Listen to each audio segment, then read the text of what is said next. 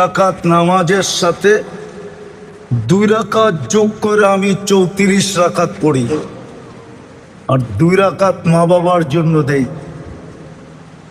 বোঝা গেল যতদিন সামনে ছিল বড় দাম ছিল। কবরের পেটে চাইতে দেরি আমাদের দিলের থেকে মা বাবার দাম মুছা যেতে দেরি হয় না। ঠিক আমাদের দামও এরকম মুছা যাবে। বিদায় আবারও বলতেছি, জীবন কখন শেষ হবে এটাও কেউ জানে না। জীবনের গতিটা রোধ করার ক্ষমতাও আমাদের কাছে নাই, কিন্তু চলে যেতে হবে। সময়ও লম্বা না, 60-70 বছরের জীবন, কিন্তু নিজেকে দামি বানায় যেতে হবে। দামি বানানোর জন্যই আল্লাহর 24 ঘন্টার বাজেট। আমরা আর আমার পরিবারের জন্য কয় টাকা বাজেট করি? আমাদের পরিবারের জন্য আমাদের কয় টাকা মাসিক বাজেট বলেন? রাষ্ট্র আমাদের জন্য কয় টাকা বাজেট করে? 18 কোটি মানুষের জন্য কয় টাকা বাজেট? আর আল্লাহ আমাদের জন্য 24 ঘন্টা অবর্ণনীয় বাজেট করেন। অবর্ণনীয় বাজেট, বর্ণনা দিয়ে শেষ করা যাবে না। অবর্ণনীয় বাজেট করেন আল্লাহ। এই জন্যই তো ফাতেমা রাদিয়াল্লাহু তাআলা আনহা ফজরের পরে ঘুমাইতেছিলেন। ফজরের নামাজ পড়ি ঘুমায় গেছেন, তো আল্লাহর রাসূল সজাগ করতেছিলেন, বলতেছিলেন, বেটি, আল্লাহ এখন রিজিক বন্টন করবে আর তুমি ঘুমাইতেছো। ডেলি আমাদের উপরে আল্লাহ কোটি টাকা বাজেট ব্যয় করেন, কোটি টাকা। হ্যাঁ, একটা একটা করে দেখাইলে দেখানো যায়। এত সময় নাই, এত সময় নাই। যদি অক্সিজেন পানির দামে কিনতে হইতো তো ডেলি 16,500 টাকা বিল দিতে হতো। বর্তমানে 850 কোটি মানুষ, 850 কোটি মানুষের বিল যদি 16,500 করে হয়, তাইলে এইবার দেখেন কত টাকা ডেলি এই 850 কোটি মানুষের জন্য হয়। বাজেটটা কে দেয়? না আপনি কিনেন অক্সিজেন? তো 24 ঘন্টা আমাদের পিছনে ব্যয়। যদিও পরিবেশ বলে না যে আমরা বেঁচে থাকি। পরিবেশবাদীদেরকে নিয়ে আসেন, তাহলে বলবে এই এলাকার পরিবেশ বসবাস যোগ্য নয়। ঠিক না? বৃষ্টি নামলে কি বসবাস যোগ্য? কি রাগ হয়ে গেলেন মনে হয়? ঠিক না? যদি একাধারে 1 সপ্তাহ বৃষ্টি হয় কি অবস্থা হবে? কিন্তু আমরা বসবাস করতেছি না। হ্যাঁ, কে বাঁচায় রাখতেছে আমাদেরকে? কিন্তু পরিবেশবাদীরা তো কয় ঢাকা শহর ছোটবেলার থেকে শুনতেছি এটা বসবাসের যোগ্য না। দূষণযুক্ত শহর হলো ঢাকা শহর, দূষণ মুক্ত না। কিন্তু দিন দিন জনসংখ্যা বাড়তেছে, আর যুগের পরে যুগ আমরা বেঁচে আছি। কে বাঁচায় রাখছে? আপনার পিছনেই বাজেট কেন একটু ভাবেন। এত দামি ব্রেন দিলেন, তারপরও ভাববেন না। এত দামি বিবেক দিলেন, বুদ্ধি দিলেন, বিদ্যা দিলেন, ভাবনার পিছনে এত বড় সওয়াব রাখলেন যে সঠিক ভাবনা যদি হয় তো 60-70 বছরের ইবাদতের সওয়াব দিবে এক মুহূর্ত ভাবনার বিনিময়ে। একটু ভাবেন, কেন আপনাকে আমাকে আল্লাহ বাজেট ব্যয় করতেছেন? 24 ঘন্টা কেন আপনি আর আমি লালিত পালিত? কি কারণে? শুধু এই কারণে যে আপনি আর আমি নিজেকে দামি বানাই। রাগ হয়ে যান না এই এলাকার মানুষ, শুধু শিল্পের কারণে এই এলাকায় এত লোকের সমাগম দেখা যায়। যদি এই এলাকায় শিল্প না হইতো তো মানুষ টোকাইতে হইতো যে এখানে মানুষ আছে কিনা। রাগ হয়ে গেলেন? হ্যাঁ, শুধু শিল্পের ফ্যাক্টরিটাই তো উন্নত, আর নাইলে পরিবেশটা তো আর গুলশান না। গুলশান না বনানী, না বারিদারা, না ধানমন্ডি, না উত্তরা। যদি পরিবেশটা উন্নত না হয় তাহলে কি পাইয়া আমরা ভুলে গেলাম যে আমাকে আমার দামি বানাইতে হবে? আমাকে আমার দামি বানাইতে হবে, কি পায়া ভুলে গেলাম বলেন? জবাব দেন আমাকে, কি পায়া ভুলে গেলাম? দামি বানানোর জন্যই তো 24 ঘন্টা সুরক্ষা। কসম খোদার, জমিন 1 মিনিট আমাদেরকে টিকা থাকতে দিতে চায় না। যদি টিকা থাকতে দিতে চাইতো তাহলে আল্লাহ এই কথা কোনোদিন হাদিসে কুদসিতে বলতেন না, ইন কানা আবদুকুম ফাশানুকুম বি।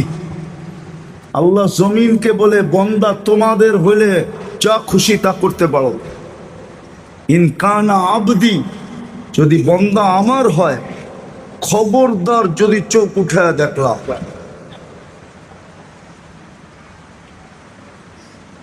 ওমান আযামু মিন্নি জুহদান ওয়া কারামা, আমার চেয়ে বড় দাতা কেউ নাই। আল্লাহ জমিনকে থ্রেট দিতেন না, শুধু জমিনকে না সমুদ্রকেও বলেন, শুধু সমুদ্রকে না 24 ঘন্টা ফেরেশতাদেরকে বলেন, খবরদার যদি আঙ্গুল উঠাইলা। 24 ঘন্টা সুরক্ষা, 24 ঘন্টা রক্ষণাবেক্ষণ, 24 ঘন্টা লালন পালন, 24 ঘন্টা কিন্তু সুরক্ষা দেয়। হায়, যদি পারতাম তাহলে আমি নিয়ে আসতাম। একটা মাইক্রোস্কোপ যদি আপনাদের চোখে এখন লাগায় দিতাম তাহলে আপনারা দেখতেন এই জায়গার ভিতরে কত জীবাণু, কত ব্যাকটেরিয়া এখানে বাসতেছে। জানি না এখানে কোনো শিক্ষিত লোক আছে কিনা। নাই? অবশ্যই আছে, ঠিক না? কত ব্যাকটেরিয়া আপনি দেখতেন এখানে।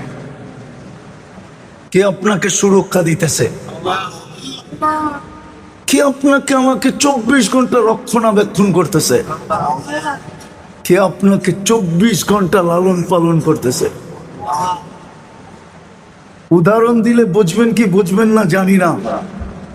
নিম্ন এলাকার মানুষকে তো আল্লাহ উন্নত এলাকার থেকে শারীরিকভাবে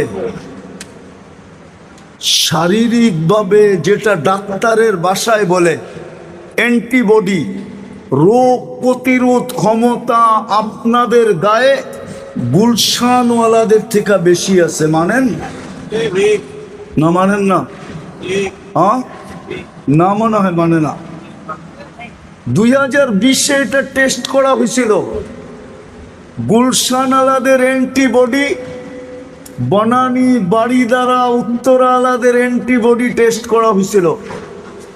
ওদের ছিল 65, আর ঢাকা, তেজগাঁর, বস্তির অ্যান্টিবডি চেক করা হয়েছিল, ওদের ছিল 75। 10 বেশি ছিল, 10। বলেন, চোখ তো বলে বস্তিওয়ালাদের অ্যান্টিবডি কম হওয়ার কথা, ঠিক না? পরিবেশ অনুন্নত, খাওয়া দাওয়া যেমন তেমন সাধারণ খাওয়া। এই এলাকার দিকেও তো তাকাইলে দেখা যায় সব শ্রম পেশার মানুষ, ঠিক না? সত্য তো? খাওয়া দাওয়া তো তেমন উন্নত না, সাধারণ খাওয়া, ঠিক না? রাগ হয় না বোঝানোর জন্য, কিন্তু গুলশান, বনানী, বারিদারা, ধানমন্ডি আলাদের খাওয়া দাওয়া 24 ঘন্টা উন্নত, ঠিক না? হ্যাঁ, হাফ লিটার পানি খায় ওরা 250 টাকা দিয়া। কত দিয়া? মনে হয় বিশ্বাস হয় না আপনার, ঠিক না? হ্যাঁ, একটা গাড়িতে বাড়ি করে দেখাবো, হাফ লিটার খায় 250 টাকা দিয়া, হাফ লিটার। আপনার তো কলের পানি পান করেন, ঠিক না? উচিত ছিল আপনাদের অ্যান্টিবডি বিলকুল কম হওয়া, কিন্তু আফসোস যাদের উপরে আল্লাহ এত বড় দয়া করলেন, চক্ষু বলে, পরিবেশবাদীরা বলে, এলাকা বলে, সব কিছু এই কথার প্রমাণ দেয় এদের অ্যান্টিবডি 0 হওয়ার কথা। কি? কিন্তু মাপলে দেখা যায় উন্নত ওয়ালাদের থেকে আপনার অ্যান্টিবডি 10, 15, 20 বেশি। কে বাড়ায় দিল? কেন বাড়ায় দিল? আল্লাহ জানে গুলশানার কিছু হইলে ও ডাইরেক্ট এয়ারপোর্টে যাবে, প্লেনে উঠবে আর উড়াল দিবে। এই গরিব, এই শ্রম পেশার মানুষগুলা তো বেশির থেকে বেশি ফার্মেসি পর্যন্ত যাবে, ফার্মেসি। এর বেশি যাওয়ার আর ক্ষমতা নাই। বিদায় আল্লাহ এতটুকু অ্যান্টিবডি দিছে যে 10 টাকার ওষুধ দিয়ে যেন ভালো হয়ে যায়। কেন এই দয়া করছিলেন আপনার উপরে? কেন করছিলেন আমার উপরে? উচিত তো ছিল কমসে কম আমাদের 24 ঘন্টা, হায় হায় 200-400 বার মনে মনে আল্লাহ বলা। কিন্তু এইখানে তো একজনও নাই যে এক অভ্যস্ত যে ডেলি 100 বার আল্লাহ বলে, একজনও নাই এখানে, এক যুবকও নেই। অথচ আল্লাহর দেওয়া যৌবনটা দিয়ে কর্ম করে, আল্লাহর দেওয়া দেহটা দিয়ে কর্ম করে। আল্লাহ দয়া করছিলেন, অ্যান্টিবডি বেশি দিছিলেন। এই দিকে তাকায় যেন 10 টাকার ওষুধেই কাজ হয়, 10,000 যেন না লাগে, 10 লাখ যেন না লাগে। আল্লাহ তো দয়া করছিলেন। কোরআনও তো এটাই বোঝায়, আহসিন কামা আহসানাল্লাহু ইলাইক। ও মানুষ, তোর উপরে যতটুকু করলাম তুইও তো বিনিময়ে একটু কর, তুইও তো একটু কর। আহসিন কামা আহসানাল্লাহু ইলাইক ওমা জাযাউল ইহসানি ইল্লাল ইহসান।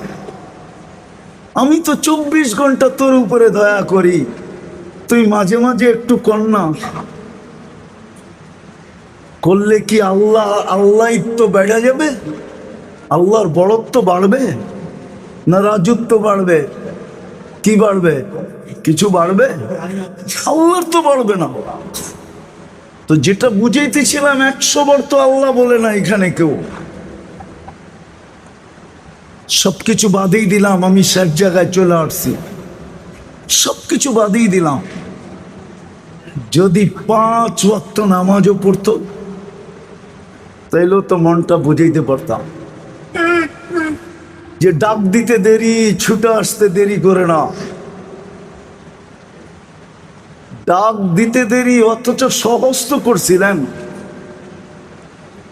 শ্রম পেশার, মধ্যবিত্ত এবং শ্রম পেশা এবং গরিবদের জান্নাত তো আল্লাহ হাতের মুঠার কাছে দিয়ে দিছিলেন, মুঠার কাছে।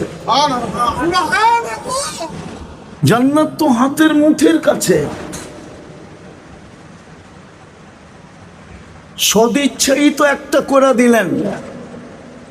মুসলমানের ঘরে জন্ম দেয়া মুসলমানের